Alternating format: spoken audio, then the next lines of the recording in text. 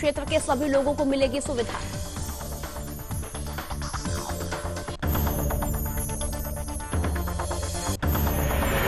दून से अल्मोड़ा का सफर अब सिर्फ 1.5 घंटे में होगा पूरा। सीएम धामी ने सीएम हेलीकॉप्टर सेवाओं का किया धामी ने उद्घाटन। हवाई सेवा शुरू होने से पर्यटन को मिलेगा बढ़ावा। उत्तराखंड के रानीखेत में ताहिर का फर्जीवाड़ा आया सामने। सेना में भर्ती होने के लिए ताहिर बना अमित। अग्निवीर भर्ती योजना का लाभ उठाना चाह रहा था ताहिर। फर्जी दस्तावेज के सहारे सेना में भर्ती की साजिश रची। देवभूमि में धर्मांतरण के विरोध में भैरव सेना का आह्वान पर जीर्ण शीर्ण मंदिर में हिंदू समाज ने किया विरोध। झूठे सपने दिखाकर भोले भाले पहाड़ियों का हो रहा है मिशनरीकरण। सनातन परंपरा में नारी शक्ति आ रही आगे। साध्वी सजनानंद बनी निरंजनी अखाड़े की महामंडलेश्वर। पंचपरमेश्वरों की उपस्थिति में हुआ पट्टाभिषेक।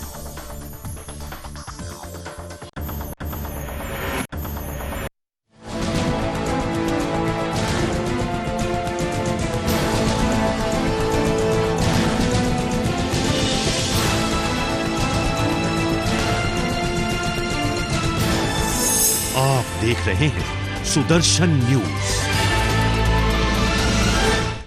नमस्कार, सुदर्शन न्यूज पर अपना उत्तराखंड देख रहे हैं आप और मैं हूं आपके साथ वागीशा पांडे। बुलेटिन की शुरुआत कर रहे हैं। उत्तराखंड के सीएम पुष्कर सिंह धामी ऋषिकेश के एम्स पहुंचे, जहां सीएम धामी ने ऋषिकेश के एम्स में बाल रोग गहन चिकित्सा इकाई का उद्घाटन किया। इसी दौरान सीएम पुष्कर सिंह धामी ने कहा कि जो यहां उद्घाटन हुआ है उसे लगभग उत्तराखंड समेत आसपास क्षेत्र के सभी लोगों को उसकी सेवा का अवसर मिलेगा। दूसरा जो एम्स था कुमाऊं क्षेत्र का, उसके लिए भी जमीन आवंटित कर दी गई है। बता दें कि जल्दी वहां पर भी निर्माण कार्य शुरू हो जाएगा। वहीं ऋषिकेश के एम्स में बाल रोग गहन चिकित्सा इकाई का उद्घाटन करने के बाद सीएम पुष्कर सिंह धामी ने कहा कि मोदी जी के प्रधानमंत्री बनने के बाद देश के अंदर स्वास्थ्य सेवाओं में लगातार बढ़ोतरी हुई है। इसी दौरान कैबिनेट मंत्री श्री प्रेमचंद अग्रवाल, कैबिनेट मंत्री श्री सुबोध उनियाल, ऋषिकेश मेयर श्रीमती अनीता ममगाई, एम्स कार्यकारी निदेशक professor Meenu Singh, medical superintendent Sanjeev Mittal, professor Jaya Chaturvedi, professor Manoj Gupta एवं अन्य लोग मौजूद रहे।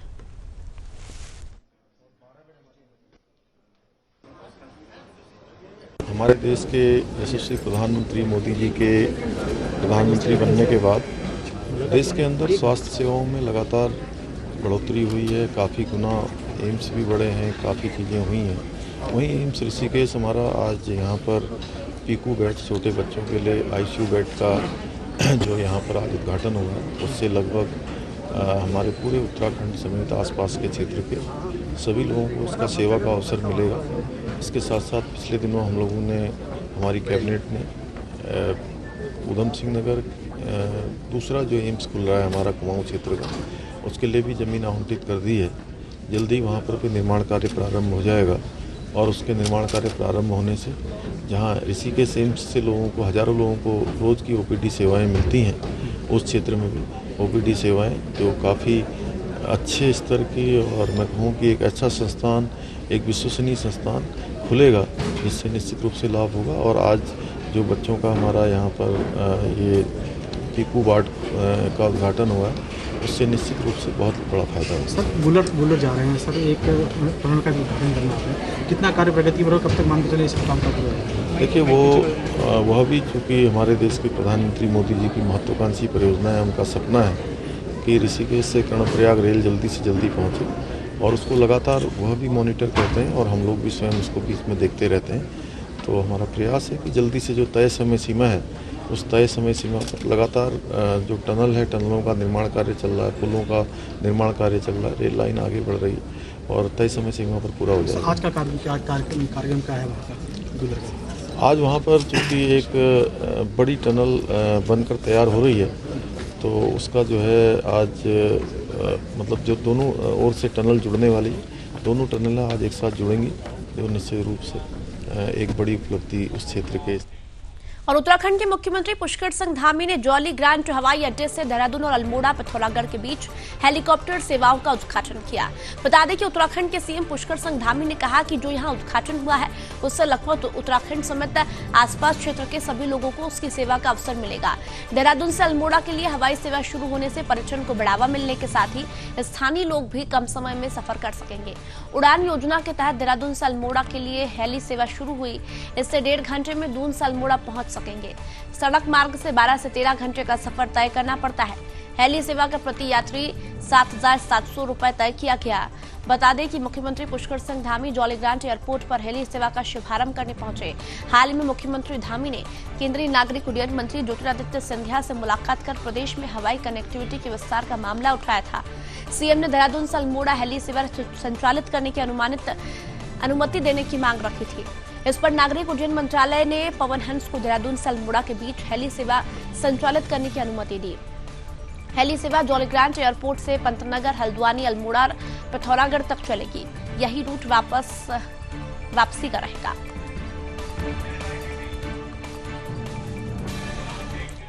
उत्तराखंड के रानीखेत में फर्जी दस्तावेज बनाकर सेना में भर्ती का मामला सामने आया है। दरअसल रानीखेत में एक मुस्लिम युवक ताहिर फर्जी दस्तावेज बनाकर भारतीय सेना की अग्निवीर भर्ती योजना में शामिल होने जा रहा था। ताहिर ने अपने दस्तावेज अमित नाम से बनवाकर इस साजिश को रचने की कोशिश की।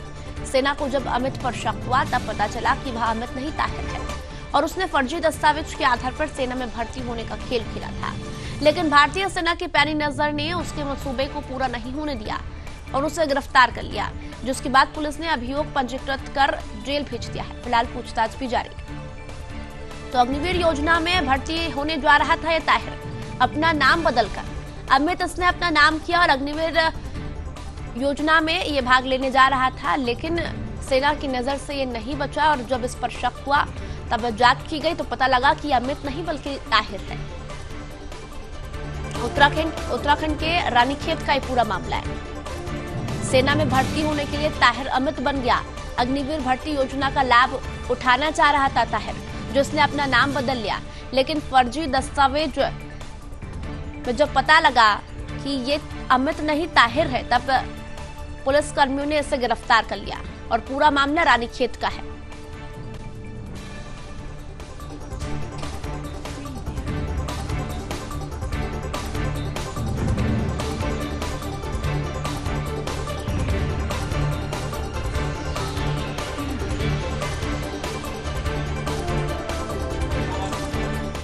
और आज देवभूमि उत्तराखंड में मिशनरीकरण धर्मांतरण के विरोध में भैरव सेना के आह्वान पर टिहरी स्थित जैन शरण मंदिर में समस्त सनातनी समाज की तरफ से रुद्राभिषेक कर धर्मांतरण का विरोध किया गया।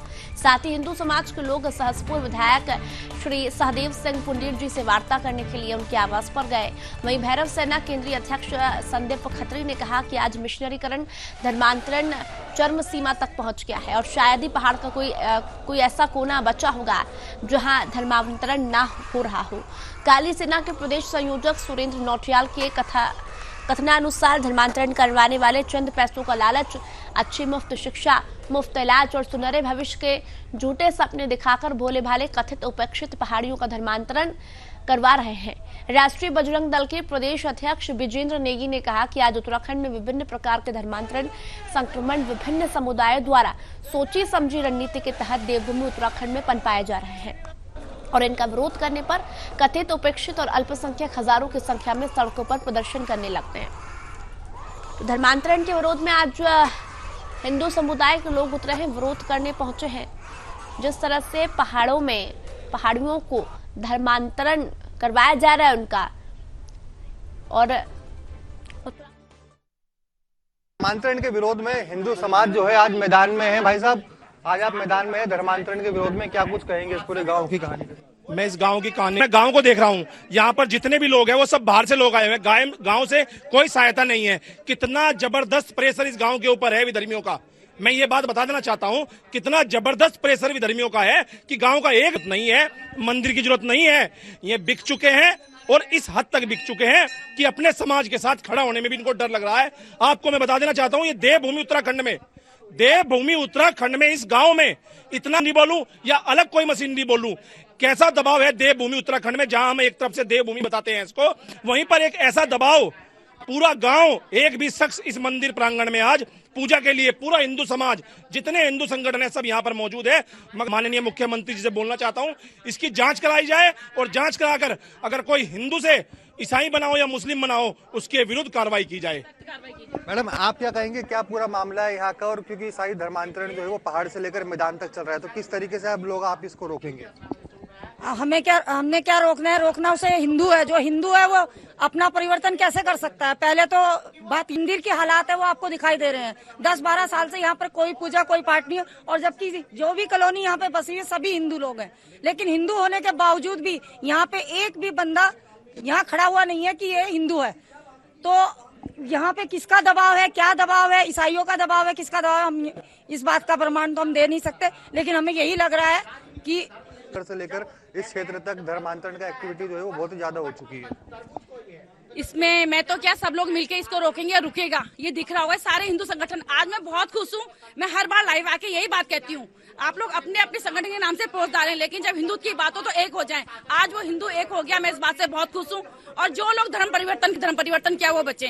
जिन पंडित जी की हम चरण स्पर्श करते हैं, उन पंडित जी को चर्च में बंधक बनाकर उनके ऊपर थूका गया, बेरहमी से उनकी पिटाई करी गई। ये हमारा दुर्भाग्य है। हमारा सनातन धर्म हमारे सर्वप्रिय है, और हमारे सनातन धर्म के साथ कोई खिलवाड़ करेगा हम कतई बर्दाश्त नहीं करेंगे। कि जिन लोगों ने उन पे हाथ उठाया, जो उस समय पे थे, आज वो अंदर क्यों घुसे हुए हैं, बाहर निकले, तो आज हम उन्हें बताएं कि कैसा होता है एक सनातनी धर्म पर हाथ उठाना। तो बिल्कुल देखिए, हिंदुओं के सम्मान में आज हिंदू सम्मान किया जा रहा है, अब उसको बिल्कुल भी नहीं सहा जाएगा। कैमरा पर्सन स्पर्श पाठक के साथ मैं कृष्णा कुमार, सुदर्शन न्यूज। और चलिए आपको मेरठ लिए चलते हैं, जहां मुख्यमंत्री योगी आदित्यनाथ क्या कुछ कह रहे सुन लेते हैं। कोई देर नहीं लगेगी उत्तर प्रदेश को नंबर 1 की अर्थव्यवस्था बनने में, कोई देर नहीं लगने वाली है। अगर 5 वर्ष में उत्तर प्रदेश की अर्थव्यवस्था को दुगना करने में हमें सफलता प्राप्त हुई और उत्तर प्रदेश की आय को दुगना करने में सफलता प्राप्त हुई, कोरोना जैसी महामारी के बावजूद कोई कारण नहीं कि अगले 5 वर्ष में हम उत्तर प्रदेश की अर्थव्यवस्था को 4 गुना न कर दें। और प्रधानमंत्री मोदी जी के अनुसार उनके संकल्पों के साथ जुड़ते हुए $1 ट्रिलियन की इकोनॉमी उत्तर प्रदेश न बन जाए, इसमें कोई संदेह नहीं होना चाहिए। लेकिन इसके लिए हर व्यक्ति को प्रयास करना होगा, एक सकारात्मक भाव के साथ आगे बढ़ना पड़ेगा। किसानों के मसीहा चौधरी चरण सिंह जी के नाम पे विश्वविद्यालय है। यहां पर हमारा एग्रीकल्चर विश्वविद्यालय भी है, इसी मेरठ में। यहां की खेल प्रतिभाओं को देखते हुए हम लोगों ने मेजर ध्यानचंद जी के नाम पर, हॉकी के जादूगर मेजर ध्यानचंद जी के नाम पर एक खेल विश्वविद्यालय भी, राज्य का पहला खेल विश्वविद्यालय भी लखनऊ में ही स्थापित होने जा रहा है, मेरठ में ही स्थापित होने जा रहा है। और अंतर्राष्ट्रीय सुविधाओं से युक्त उस विश्वविद्यालय को हम लोग अभी से उसकी कार्य योजना को इस रूप में लेके जा रहे हैं। और इसीलिए यहां पर 1 डिस्ट्रिक्ट 1 प्रोडक्ट की जो अभिनव योजना यूपी की है, जिसे आज पूरे देश के अंदर स्वीकारा जा रहा है, उस योजना के अंतर्गत मेरठ में हम लोगों ने स्पोर्ट्स आइटम को ही उसके लिए रखा है। आज यहां पर हमारे जनप्रतिनिधियों ने एक प्रस्ताव भी बहुत अच्छा रखा कि यहां पे हेल्थ के इंफ्रास्ट्रक्चर में बढ़ोतरी हुई, लेकिन क्या हमने जो खिलाड़ी इसमें चोटिल होते हैं उनके लिए भी क्या कोई सेंटर हम बनाएंगे? ये वास्तव में जिस दिशा में प्रयास आज की आवश्यकता है, और उस दिशा में एक सार्थक कदम जब उठाए जाते हैं, सामूहिक रूप से उठाए जाते हैं, उसके परिणाम भी सामने आते हैं। और ये हम सबका सौभाग्य है, खासतौर पर हमारी युवा पीढ़ी के लिए। और चलिए आपको दिल्ली विधानसभा लिए चलते, मुख्यमंत्री अरविंद केजरीवाल क्या कुछ कह रहे हैं वो भी सुन लेते हैं। लोग बता रहे हैं जी, गुजरात के पहले अभी थोड़ी देर पहले खबर आई है, एलजी साहब ने अब स्कूलों पे भी इंक्वायरी शुरू कर दी। तो कह रहे हैं भाई स्कूलों के बेसिकली तो रोकना है, स्कूल रुक जाएं, अस्पताल रुक जाएं, जितने अच्छे काम हो रहे हैं वो रुक जाएं, जनता को तकलीफ हो रही है। तो सब कह रहे हैं ये गुजरात की वजह से हो रहा है। गुजरात में जैसे जैसे हमारा ग्राफ बढ़ता जा रहा है, पागलपन छाया हुआ गुजरात में, लोग दुखी हो चुके हैं इन लोगों से। जहां जाते हैं हर गांव, पूरे के पूरे गांव आम आदमी पार्टी के साथ जोड़ते जा रहे हैं गुजरात। किसी ने सोचा नहीं था, लोग तो कहते थे इनका गढ़ है, कोई गड़बड़ नहीं है, गढ़ टूट रहा है, इनका किला ढहरा है।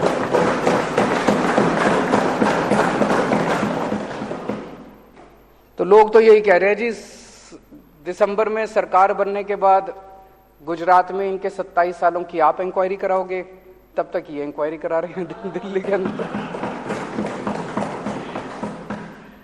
अगर आज हम गुजरात चुनाव अनाउंस कर देना भाई गुजरात चुनाव हम नहीं लड़ेंगे, ये सारी इंक्वायरी बंद हो जाएगी, सारी ईडी बंद, सीबीआई बंद, सब खत्म। उसी की वजह से हो रहा है ये। कई सरकार गिरा चुके अभी तक ये देश में। गोवा की सरकार गिराई, कर्नाटक की सरकार गिराई, महाराष्ट्र की सरकार गिराई, असम की सरकार गिराई, मध्य प्रदेश की सरकार गिराई, बिहार की सरकार गिराई, अरुणाचल प्रदेश की सरकार गिराई, मणिपुर की सरकार गिराई, मेघालय की सरकार गिराई। शहर में एक सीरियल किलर आया हुआ है जो एक के बाद मर्डर करता जा रहा है, एक के बाद एक मर्डर करता जा रहा है। जनता सरकार चुनती है, ये सरकार गिरा देते हैं। मतलब जनता को तो रौंद रखा है। महाराष्ट्र में जनता ने एक सरकार चुनी, गिरा दी। गोवा में जनता ने एक सरकार चुनी, गिरा दी। जनता के पीछे पड़े हैं और सब जगह पैटर्न एक ही है। अभी जैसे महाराष्ट्र में भी हम लोगों ने देखा, जितने टूट के इधर से उधर गए, बताते हैं सबके पीछे सीबीआई ईडी पड़ी थी। सीबीआई और ईडी उनको बुला रही थी, जैसे वो इधर से उधर गए सीबीआई ईडी के केस बंद। सेम पैटर्न हर जगह यही चल रहा है, पहले ये सीबीआई और ईडी। और चलिए आगे बढ़ रहे हैं उत्तराखंड की खबरों की ओर। नारी शक्ति को बढ़ावा देने और सनातन धर्म के प्रचार प्रसार के लिए श्री पंचायती निरंजनी अखाड़े में एक और महिला संत को महामंडलेश्वर बनाया गया है। केंद्रीय राज्य मंत्री साध्वी निरंजन ज्योति और अन्नपूर्णा भारती जैसी कई महिला संत निरंजनी अखाड़े के महामंडलेश्वर हैं। धर्मनगरी हरिद्वार के निरंजनी अखाड़े में असम की रहने वाली साध्वी सजुनानंद गिरी का विधि विधान से अखाड़े की महामंडलेश्वर पद पर पट्टाभिषेक किया गया। अखाड़ा परिषद के अध्यक्ष श्री महंत रविंद्रपुरी महाराज, निरंजनी अखाड़े के आचार्य महामंडलेश्वर स्वामी कैलाशनंद गिरी, निरंजनी अखाड़े के पंच परमेश्वर और तमाम साधु संतों की मौजूदगी में चादर पोशी की गई।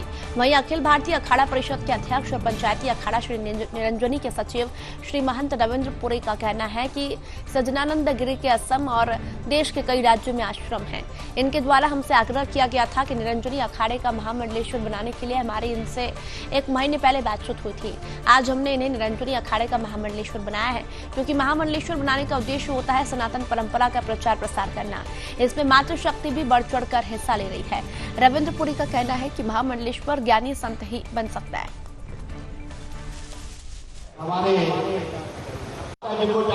आज हमारी एक माता जी जो असम में रहती है, असम में उनका आश्रम है, दिल्ली में उनका आश्रम है, वृंदावन में उनका आश्रम है और मध्य प्रदेश में उनका आश्रम है।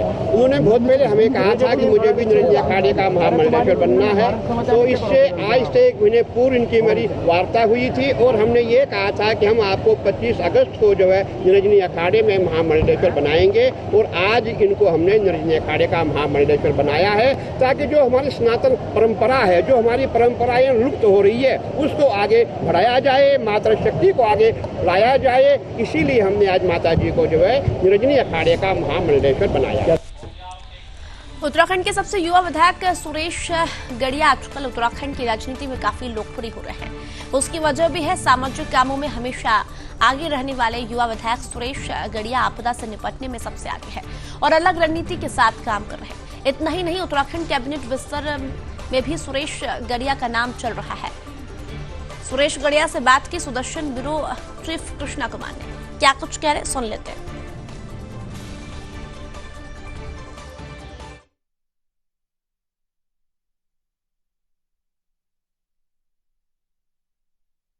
बागेश्वर जिले की कपकोट विधानसभा से विधायक श्री सुरेश गड़िया जी हमारे साथ है। गड़िया जी, बहुत बहुत स्वागत है आपका सुदर्शन न्यूज पे।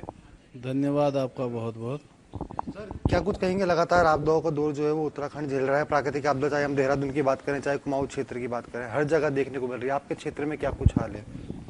मेरा क्षेत्र तो बहुत दूरस्थ का क्षेत्र है। कपकोट विधानसभा पूरे उत्तराखंड की 70 विधानसभाओं में दूसरे नंबर की विधानसभा जो क्षेत्रफल में भौगोलिक भूभाग में बहुत बड़ी है। एक तरफ हिमालय से लगा है, दूसरे तरफ चमोली गढ़वाल से लगा है, तीसरे तरफ ग्वालदम सलानी की तरफ से लगा है, तो चौथी तरफ पिथौरागढ़ अल्मोड़े से लगा हुआ है और बहुत दूरस्थ की विधानसभा है। और कपकोट आज से ही नहीं, पहले से ही आपदाग्रस्त क्षेत्र वो रहा है और जब हम बहुत छोटे थे तब भी हमारे यहाँ आपदाएं आती थी और लगातार आपदा कपकोट में आती रही है। तो इसलिए वहाँ के लोग पहले से ही मन बना चुके हैं कि हमको इन कष्टों को झेलना है और इन कष्टों से उभर कर अपनी जीवन को यापन करना है। तो ऐसी लोगों की मन की जो इच्छा है वो ऐसी है। आपदा के दौरान हम देखते हैं विधायक जी कि कई जो क्षेत्रवासी होते हैं, जो क्षेत्र में अपना कारोबार कर रहे होते हैं, वो आपदाओं का अवसर में बदल देते हैं। चाहे हम होटल लाइन की बात करें, चाहे किसी दुकानदार की बात करें, पानी की बोतल भी 20 रुपये वाली 40 रुपये में हो जाती है और होटल भी 1000 रुपये वाला 2000 रुपये में होता है। इस आपदा को अवसर ना बने, इसके लिए आपके क्या प्रयास अभी तक रहे हैं और क्या कुछ अब कर रहे हैं? इस बार जब मैं विधायक बना तो मेरी पहली कोशिश थी कि मेरे सामने एक चुनौती भी थी कि मैं कपकोट में जो आपदा आती है उसको कंट्रोल कर सकूं।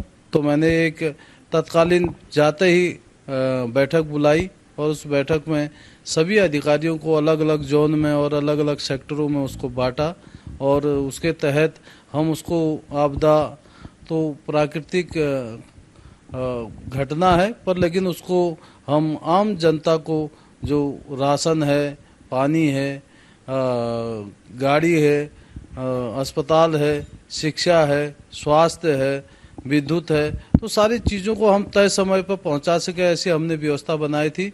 वो रणनीति हम को करने में हम सफल हुए और काफ़ी हद तक हमने लोगों के कष्ट को कम करने में सफलता एक तरीके से काम किया। और जितने भी अधिकारी कर्मचारी मेरे कपकोट विधानसभा क्षेत्र में हैं और सब लोगों ने बहुत मेहनत से और सभी जनप्रतिनिधियों ने, ग्राम प्रधान हो, क्षेत्र पंचायत, जिला पंचायत, ब्लॉक प्रमुख, जिला पंचायत के अध्यक्ष, पूर्व के जो लोग थे, सभी दलों के लोगों ने जो है बहुत ठीक तरीके से इस आपदा में काम किया और हम बहुत कम समय में चीज़ों को संभालने में सफल रहे। युवा नेतृत्व की आपकी सरकारी युवा चेहरा देखते हुए आपको प्रमोट किया गया था, भाजपा ने आपको प्रत्याशी बनाया, उनके दावे पे आप खरे भी उतरे, कपकोट की जनता ने भी आप पर विश्वास जताया। लेकिन अब मंत्रिमंडल का विस्तार होना है, उसमें काफी 3 जगह जो खाली मंत्री पद दे सकती है, इस पर क्या कहेंगे? ये तो माननीय मुख्यमंत्री जी का और शीर्ष नेतृत्व का विशेषाधिकार है और हमारी पार्टी में इतना कहा जाता है कि जो काम दिया जाता है उस काम को बखूबी निभाना पड़ता है और पार्टी रियाज के साथ अंतिम छोर तक बैठा हुआ जो व्यक्ति है उस तक सरकार की ठीक तरीके से सेवा भाव पहुँचे और उस तक सरकारी सुविधाएं ठीक तरीके से पहुँचे। और मेरा लक्ष्य है जो भी पार्टी मुझे दायित्व देती है उस दायित्व ऐसी शक्ति दे, इस आशा के साथ क्योंकि जिस उद्देश्य और लक्ष्य के साथ कपकोट विधानसभा के लोगों ने मुझ पर भरोसा जताया है तो उसमें मैं खरा उतर सकूं और मेरा अपने विधानसभा के लोगों के लिए अच्छी शिक्षा, अच्छा स्वास्थ्य और अच्छी सुविधा वहां पर उपलब्ध करा सकूं, ये मेरी प्राथमिकता है। धन्यवाद विधायक जी। बिल्कुल ये थे हमारे साथ कपकोट विधानसभा से विधायक सुरेश गड़िया जी, जिन्होंने हमारे साथ खास बातचीत की। कैमरा पर्सन स्पर्श पाठक के साथ मैं कृष्णा कुमार, सुदर्शन न्यूज, देहरादून। और उत्तराखंड के मुख्यमंत्री पुष्कर सिंह धामी ने उत्तराखंड अधीनस्थ सेवा चयन आयोग की स्नातक परीक्षा के पेपर लीक प्रकरण में सख्त रुख अपनाया है। आयोग की जिन परीक्षाओं में गड़बड़ी के साक्ष्य मिले हैं उन्हें निरस्त कर नए सिरे से चयन प्रक्रिया शुरू करने के निर्देश दिए गए हैं। सीएम के आदेश के बाद परीक्षा पास करने वाले छात्रों में डर का माहौल बन गया है। अलग अलग जनपदों से आए छात्रों से परीक्षाएं रद्द करने की मांग की है, तो वहीं छात्रों का कहना है कि वे अपनी मेहनत से चयनित हुए हैं। साथ ही छात्रों का कहना है कि सरकार जांच कर दोषियों के खिलाफ कार्रवाई करे, लेकिन भर्ती रद्द न करे और जल्द छात्रों को नियुक्ति दे।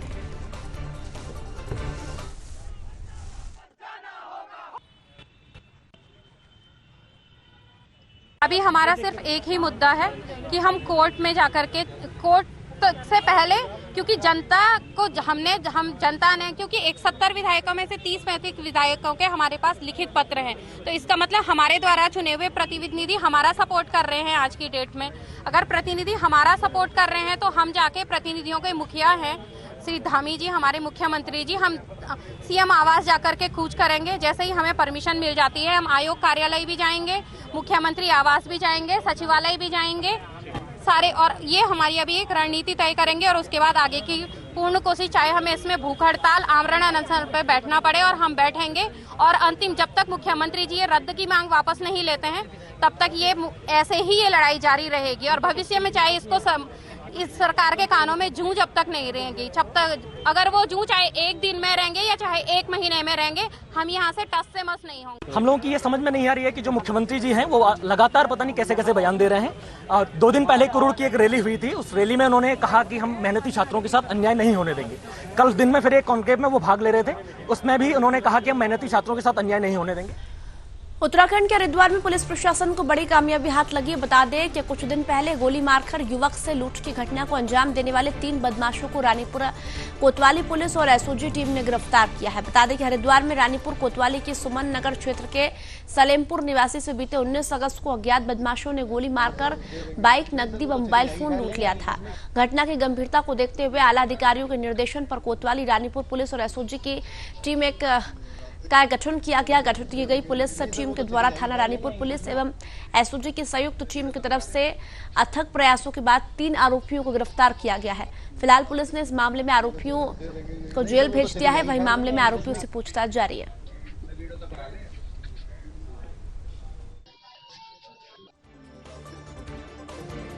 लूट और गोली मारने का घटना आई थी, जिसमें बाइक को लूट लिया गया था, मोबाइल को भी ले लिया गया था और जो पीड़ित है उसको पैर में गोली मारी गई थी।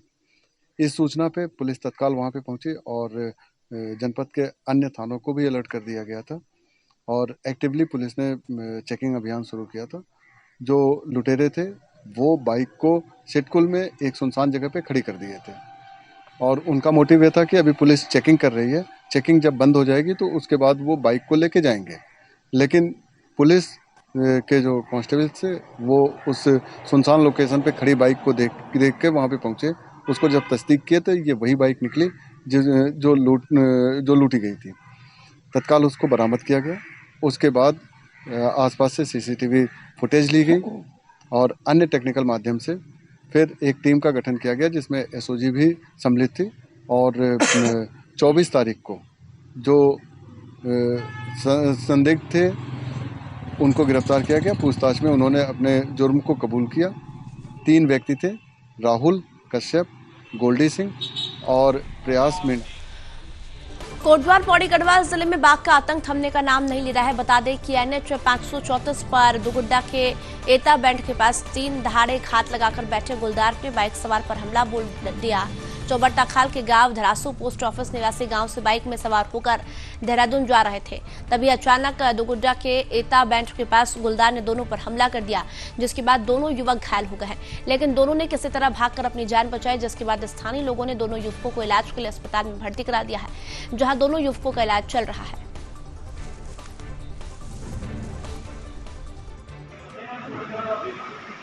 गाँव धरासू हमारा गाँव है।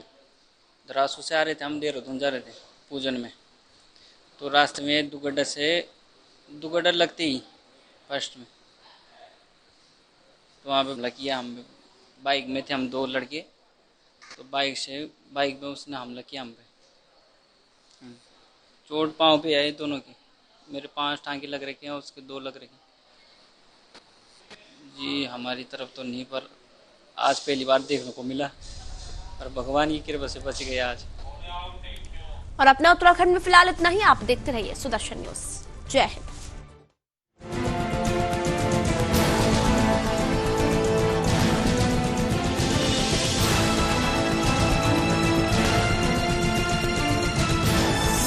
आप देख रहे हैं सुदर्शन न्यूज।